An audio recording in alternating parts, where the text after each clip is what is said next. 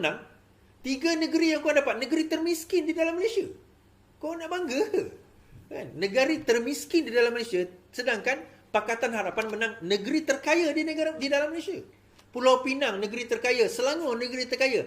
Negeri Sembilan bakal jadi negeri terkaya tidak lama lagi. Penolakan di dalam... Jadi kita fikir, kenapa sebenarnya berlaku sedemikian?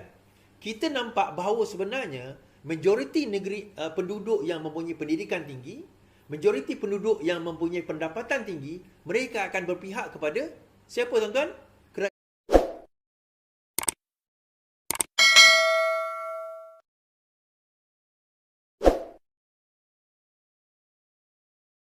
Idris juga Menteri Besar Terengganu dalam satu hantaran, bekas Menteri Besar Terengganu, saya ringkas di dalam sosial Facebook, media sosial Facebook, menggesa Aga Zahid yang juga pengurusi BN meletak jawatan yang disandangnya dalam parti itu. UMNO kalah teruk dalam perayaan semalam. UMNO kalah 100% di Terengganu. Ahmad Zahid perlu letak jawatan, katanya.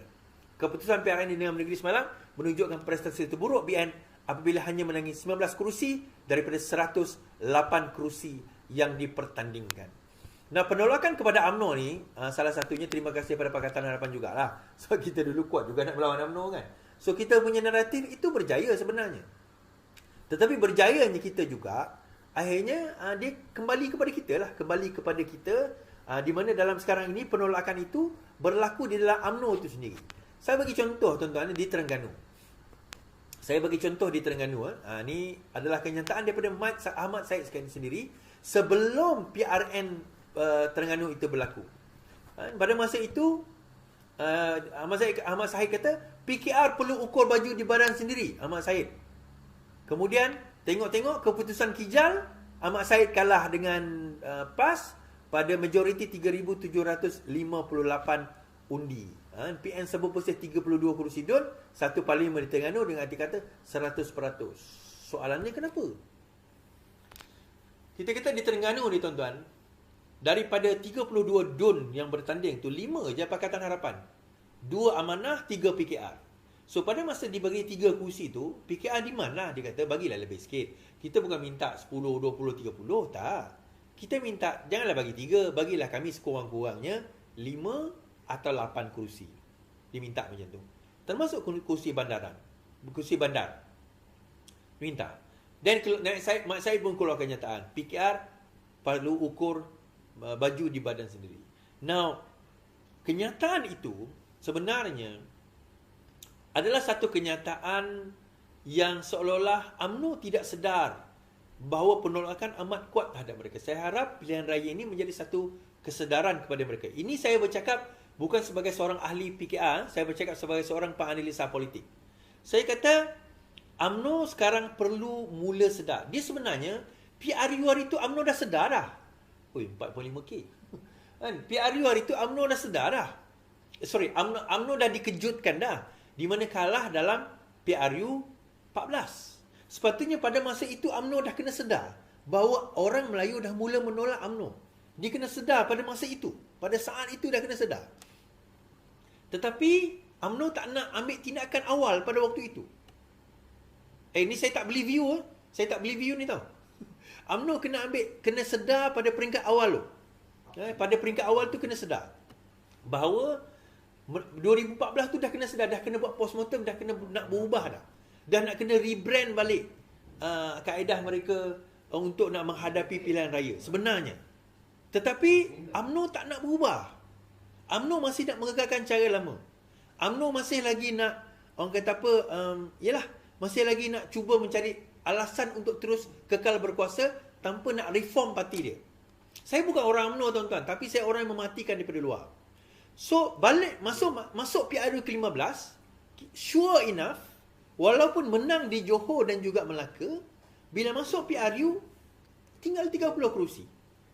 Masuk PRN kali ini, sure enough, macam saya kata, seperti mana yang saya sebutkan sebelum ini, UMNO kena berubah. Still dia orang tak nak berubah. Antaranya kita tengok dekat Terengganu itu sendiri tadilah. Kita nampak kekuatan itu tidak ada. Nak menang boleh, tuan-tuan. Kalau betul-betul UMNO di Terengganu kena kerjasama, kena rendahkan ego, kena bincang dengan Pakatan Harapan, kena bincang dengan kerajaan perpaduan dalam konteks equal level playing. Kena sama level dia. Tak boleh rasa macam aku ni kat abang, kau orang adik, kau dengar cakap aku, tak boleh. Saya ambil contoh Kelantan antara contoh terbaik. UMNO di Kelantan contoh terbaik. Walaupun tak menang negeri Kelantan, kita menang dua seat, 2 kerusi. Taklah kalah huyup teruk jugalah. UMNO di Kelantan bagi saya terbaik. Saya pergi tour Kelantan, kita pergi Pulau Kelantan itu kan. UMNO di Kelantan banyak membantu calon-calon Pakatan Harapan. Banyak membantu. Banyak turun, banyak membantu dan sebagainya. Bila kita pergi dekat Terengganu, langsung tak ada, tuan-tuan. Bukanlah kata tak ada langsung, ada. Ada macam kita contoh kita pergi ke Sura hari tu. Sura hari tu, adalah ahli-ahli UMNO datang membantu, ada. Tetapi secara keseluruhannya, gerakan itu tak terlalu kuat. Tak nampak berbanding dengan di Kelantan. Di Kedah saya tak boleh nak komen sangat sebab saya tak pergi banyak kat Kedah. Saya pergi kat Gurun je. Mungkin ada, mungkin tak ada, saya tak tahu. Tetapi daripada situ kita nampak penolakan orang Melayu terhadap UMNO ni kuat sebenarnya. Tetapi, ni saya bercerita pula. Wajarkah Zahid letak jawatan? Jawapan mudah saya sebenarnya, kalau dia letak jawatan, siapa nak kena ganti dia? Satu persoalan utama. Satu persoalan utama. Dan saya bincang dengan rakan-rakan itu, saya kata sebenarnya ujian pilihan raya kali ini adalah pilihan raya untuk menentukan UMNO untuk Zahid Hamidi. Untuk menentukan kekuatan UMNO dan Zahid Hamidi. Dan nampaknya memang kita kena terima realiti, Zahid Hamidi gagal. Pimpinan-pimpinan UMNO yang ada di bawah Zahid Hamidi itu gagal. Kita kena terima hakikat tersebut dahulu. Dia bukan ujian untuk Anwar Ibrahim. Kita masih kekal Pulau Pinang, kita masih kekal Selangor, kita masih kekal Negeri Sembilan. Tertinggal 2-3 kerusi normal lah. Kelantan pun tinggal 2-3 kerusi, tak ada masalah. Tetapi kita kekalkan negeri-negeri tersebut. 3 negeri terkaya di Malaysia, kita kekalkan. Nah, balik kepada UMNO ni. Persoalan, wajarkah Zahid letak jawatan? Soalannya, dia nak ganti dengan siapa? Itu soalan pertama. Bagi saya, wajarkah dia letak jawatan? Tak juga. Tak perlu. Sebenarnya, wajarkah mereka kena postmortem dan bincang balik dan rekrut balik? Ya, itu wajar. Kenapa tak wajar? Muhyiddin Yassin pun kalah. Bersatu pun tak ada yang jadi menteri besar. Yang menyatakan kena letak jawatan sebenarnya selain daripada Idris Yusof adalah juga Muhyiddin Yassin.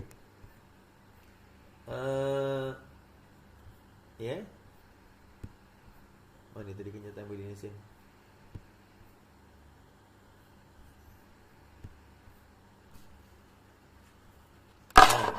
Bagi kenyataan Muhyiddin Yassin ni. Kenyataan Muhyiddin Yassin. Baik. Anwar Zahid wajar letak jawatan Muhyiddin. PN berpendapat BN sudah tidak lagi relevan dalam politik negara apabila hanya menangi 19 daripada 108 kursi di tangan ini. Pengurusi PN berkata UMNO sebenarnya kalah teruk apabila 82% calonnya kalah. Pada masa sama, PN pula kata bekas Perdana Menteri itu memenangi 146 daripada 245 atau 60% kursi yang ditandinginya. PN pula, kata Muhyiddin, memenangi banyak kursi majoriti Melayu seperti dilakukan di Pulau Pinang, Selangor selain di Kedah, Kelantan dan Terengganu. Menurut Muhyiddin lagi, PN juga memenangi kursi campuran di Kulim dan majoriti kecil Melayu di Derga. Derga ni kawasan kuat DAP, dia kalah. Sekaligus membuktikan turut mendapat sokongan pengundi bukan Melayu. Setakat 2 je lah. Ini membuktikan penolakan besar-besaran pengundi Melayu dan bukan Melayu. Terus besar-besaran bukan Melayu dulu. Untuk maklumat tuan-tuan, PN kalah majoriti kursi di mana campuran. Kursi campuran PN kalah teruk. Maka benarlah gerakan semua kalah. Maka benarlah PN merupakan referendum penolakan rakyat terhadap gabungan PH dan juga BN. Tidak juga. Okey, saya komen tentang perkara ini. Now, sebenarnya kalau kita tengok secara majoriti, kalau kita ambil 6 negeri, majoriti 49.7% pengundi masih lagi memilih Pakatan Harapan Barisan Nasional Kerajaan Gabungan, berbanding dengan 49.3% yang memilih Perikatan Nasional. Okey. So daripada segi jumlah peratusan itu, sebenarnya Pakatan Harapan lagi besar, pertama. Yang kedua, saya tak berapa setuju kalau kita melihat hanya sekadar pengundi Melayu. Sebab negara ini bukan orang Melayu je ada. Apa, ingat lepas ni pengundi bukan Melayu akan balik kat negara dia, dekat China, dekat India, dekat mana-mana tu? Tak ada. Dia tetap duduk kat negara ini. Mereka adalah penduduk negara Malaysia. Ujung-ujungnya, mereka tetap penduduk negara Malaysia. Persoalannya tuan-tuan, dia bukan pengundi Melayu. Kalau kita tengok rata-rata daripada segi majoriti, pengundi tetap memihak kepada kerajaan Madani secara majoriti. Daripada jumlah kerusi, kalau kita ambil keseluruhan jumlah kerusi di negara di dalam negara kita, DUN dia still majority adalah Kerajaan Pakatan Harapan, Kerajaan Perpaduan. Itu bukan isu. Ada dia orang duk main lah 146 menang, 146 menang. Kau bangga 146 menang, 3 negeri yang kau dapat, negeri termiskin di dalam Malaysia. Kau nak bangga? Kan? Negeri termiskin di dalam Malaysia, sedangkan Pakatan Harapan menang negeri terkaya di dalam Malaysia. Pulau Pinang, negeri terkaya. Selangor, negeri terkaya. Negeri Sembilan, bakal jadi negeri terkaya tidak lama lagi. Penolakan di dalam... Jadi kita fikir, kenapa sebenarnya berlaku sedemikian? Kita nampak bahawa sebenarnya, majoriti negeri penduduk yang mempunyai pendidikan tinggi, majoriti penduduk yang mempunyai pendapatan tinggi, mereka akan berpihak kepada siapa tuan-tuan? Kerajaan Pakatan Harapan. Kerajaan Perpaduan. Majoriti penduduk yang mempunyai pendapatan rendah, majoriti penduduk yang mungkin pendidikan tak berapa tinggi, majoriti dia keluar, cari pendapatan dekat negeri-negeri seperti Selangor, Pulau Pinang dan juga Negeri Sembilan ini, balik undi pula PAS, undi juga Perikatan Nasional. Akhirnya, kita kata, mereka nak membawa naratif apa? Mereka nak membawa naratif bahawa aku telah berjuang untuk agama aku. Tak ada tuan-tuan. Kami semua berjuang untuk agama kami, tak ada masalah pun. Agama tetap agama. Jadi naratif yang dibawa oleh PAS adalah naratif kebodohan. Naratif memantulkan dan memandulkan pemikiran. Dan mereka balik dalam keadaan pendoktrinan, aku undi untuk agama. Dan itu yang berjaya. Bukan undi untuk kemajuan. Dia tak kisah negeri Kelantan mundur, dia tak kisah air dia bermasalah sebagainya. Itu dia tak kisah. Yang penting aku nak untuk agama. Itulah dia politik kemandolan. Politik pembodohan. Yang saya duk cakap selama-lama ni. Main agama, main bangsa. Dua benda tu. So, dia main. Kata, majoriti Melayu menyokong kami. Majoriti Melayu menyokong kami. Persoalannya, adakah bukan Melayu itu bukan warga negara Malaysia? Adakah undi bukan Melayu itu kurang berbanding dengan undi Melayu? Maksudnya daripada segi nilai. Satu undi Melayu kurang lebih tinggi berbanding satu undi Ahcong. Atau satu undi Sami. Atau satu undi Guna. Tak ada. Undi mereka sama nilai. So, penolakan itu sebenarnya tidak wujud, melainkan persepsi yang diwujudkan. Baik. Now, berbalik kepada cerita kita. So, kita tahu sebenarnya penolakan sebenar bersatulah. Bersatu sendiri, tidak ada kepimpinan untuk apa orang kata nak memenangi mana-mana negeri pun, mana-mana kerusi pun. Tetapi ada hati nak bercerita supaya Anwar Ibrahim letak jawatan, Zahid Hamidi letak jawatan. Dia punya sembang dia, kena letak jawatan Is. Apa orang kata Zahid Hamidi kena Anwar Ibrahim. Muhyiddin Yassin sendiri berapa kursi dia menang? Dia duk bangga Perikatan Nasional yang tu PAS 3 negeri ni PAS jadi menteri besar. Bersatu ada jadi menteri besar ke? So sebenarnya kalau letak jawatan dalam hal itu PAS kena letak jawatan. Apa orang kata Muhyiddin Yassin kena letak jawatan lah. Gerakkan lagi teruk tuan-tuan. Dia kata majoriti penduduk bukan Melayu pun terima kita, baru menang 2 kursi. Baru menang 2 kursi, gerakan di Pulau Pinang habis, semua kalah. Semua kalah, termasuk Dominic pun kalah. Kan? Dominic pun kalah. Kalah, tuan-tuan. Gerakan di kawasan undi majority ataupun at least mixed seat kalah.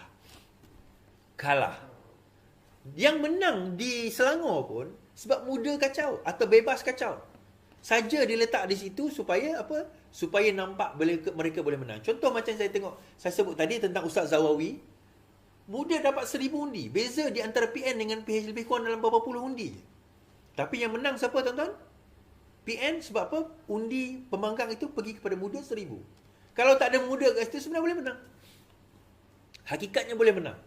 Baik. So, balik kepada cerita kita, demokrasi dah dilaksanakan. Tak apalah. Di Selangor, siapa yang nak memilih, pilihlah. Kan? Janganlah serius sangat bila saya buat posting. Kata macam tu, korang nak marah, pilihlah. Kan? Korang dah pilih, teruskan. Tak ada masalah. Yang mana dekat Selangor, pilih PAS, tapi dapat benefit daripada kerajaan Pakatan Harapan, tak apalah. Apalah benefit. Kita tak tengok parti mana yang kau pilih. Tapi fikir-fikirlah. Kan? Kau pilih PAS memerintah di Selangor, kau tengoklah negeri yang perintah di Kelantan. Kau tengok negeri mereka perintah di Terengganu. Kau tengok negeri mereka perintah di Kedah. Apa jadi pada negeri-negeri tersebut?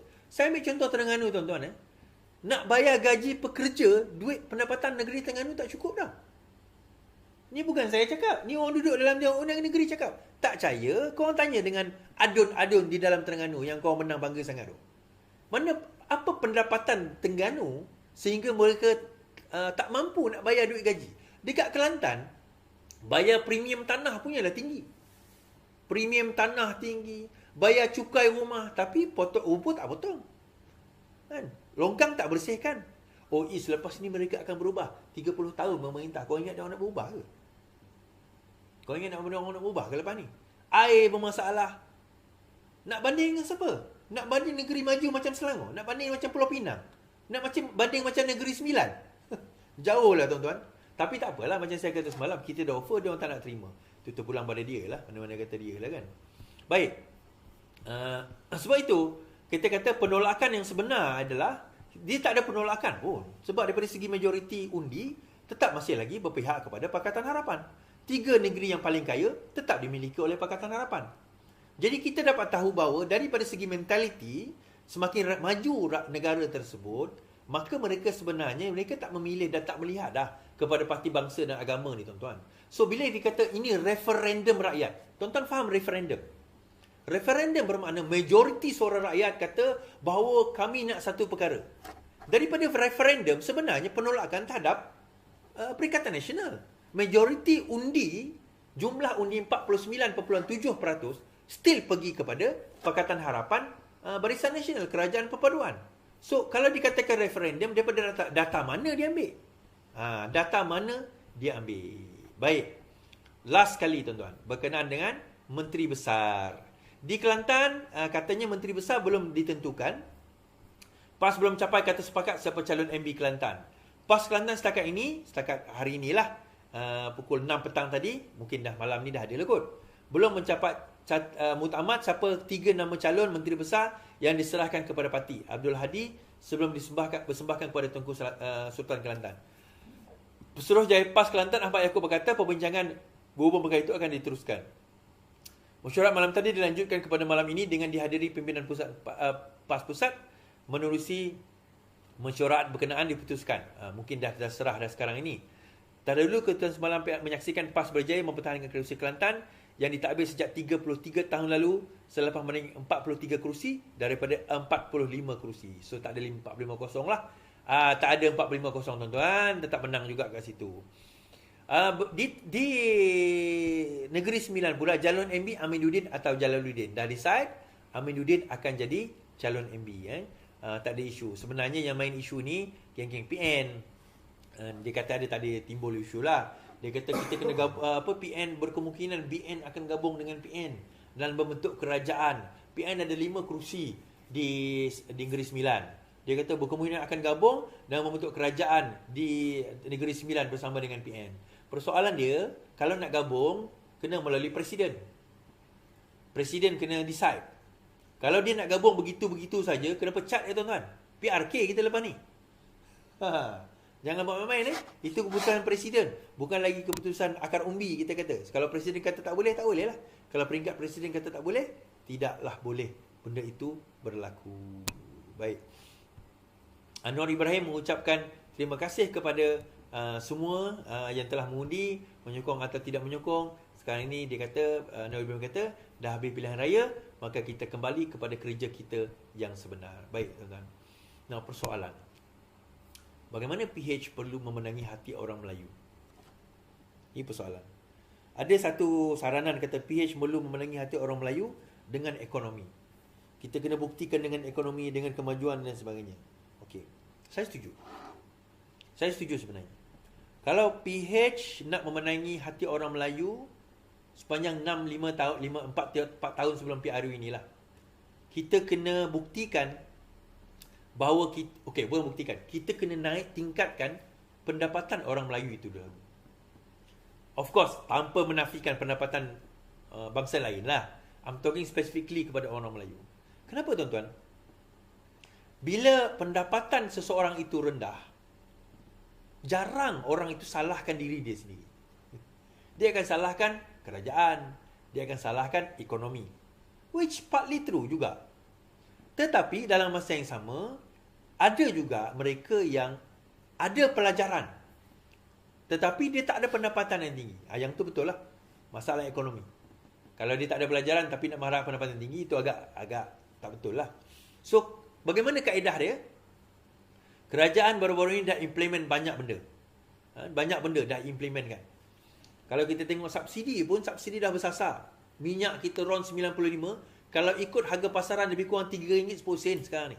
Tetapi kita bayar RM2.05 je. So hampir lebih RM1 telah diletakkan subsidi di situ.